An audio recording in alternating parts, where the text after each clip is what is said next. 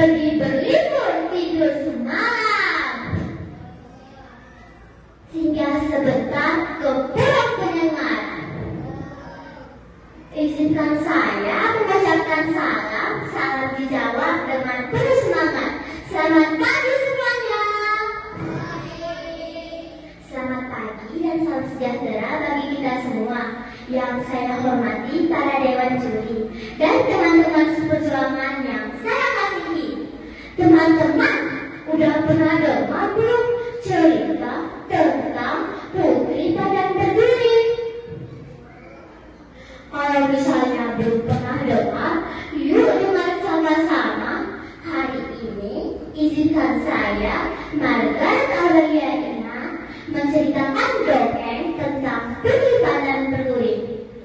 Cerita ini saya ambil dari buku Kebudayaan Melayu yang letaknya ada di Kepulauan Riau atau lebih tepatnya di Pulau Bintan. Selamat menyaksikan. Di seluruh Kepulauan Riau tidak ada pria yang segagah dan seberani dan menaruh keberanian dan ketangkasannya dalam berlatih membuatnya diangkat menjadi seorang patin, yaitu kepala suku menurut adat Riau. Ia memerintah penduduk di Pulau Bintan dengan amat adil dan bijaksana.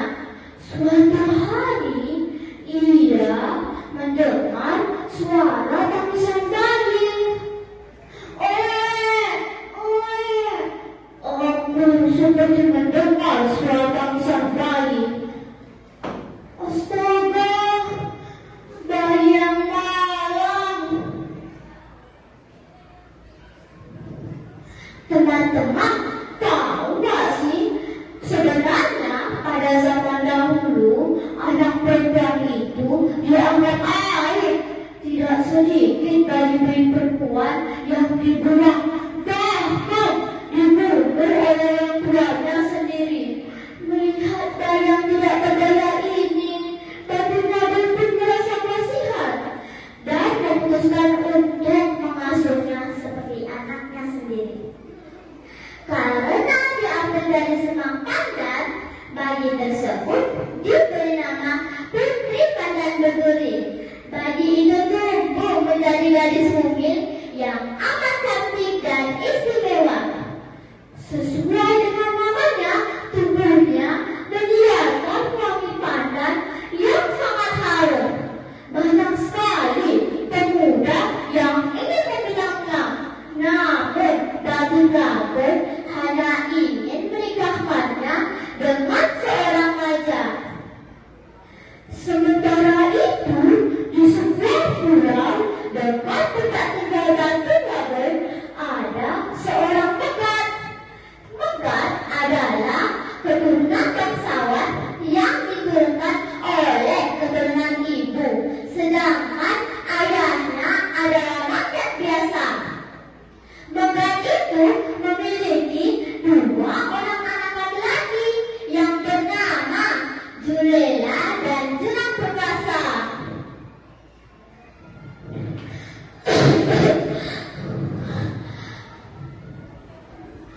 Anak-anakku, usiaku sudah semakin tua.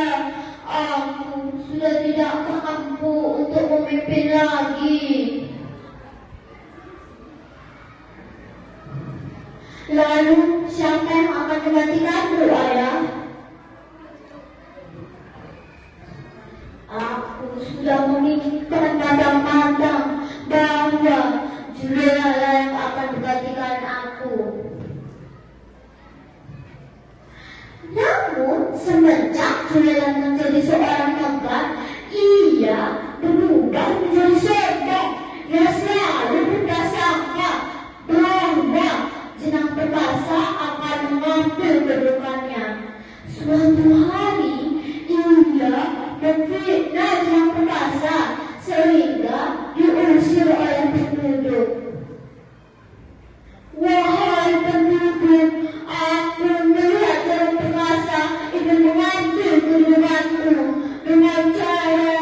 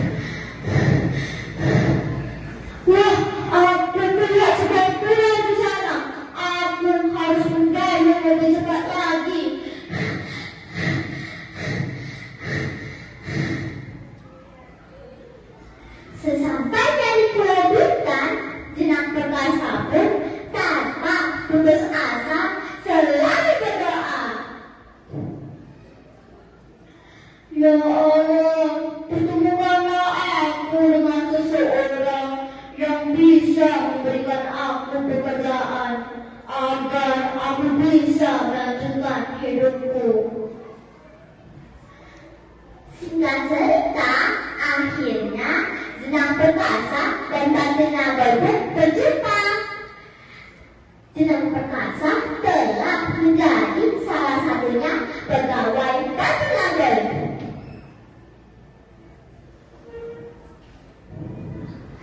Wahai anakku, lihatlah pemuda itu. Dia sangat ramah dan rajin. Ayah benar, aku juga sering memperhatikannya. Aku ingin menanyakan, apakah kamu berkenan jika aku nikahkan engkau dengan dia?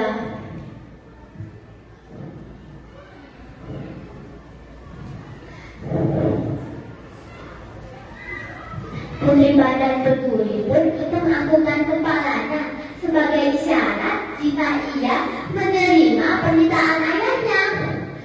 Keesokan harinya, Tante Naga menyuruh salah satu pegawainya untuk memanggil Jenang Perkasa.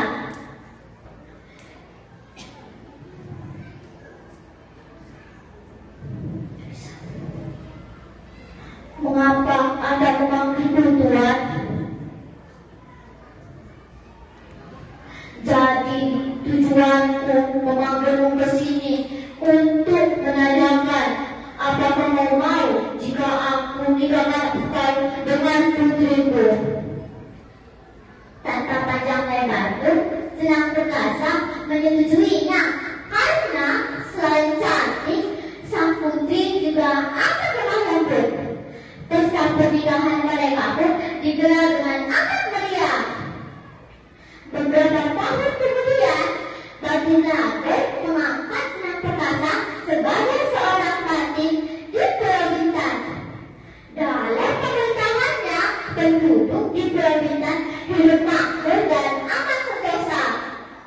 Tidak beberapa lama dari itu, ada beberapa orang datang dan mengajak Jenang Perkasa untuk kembali ke kampungnya. Itu dia.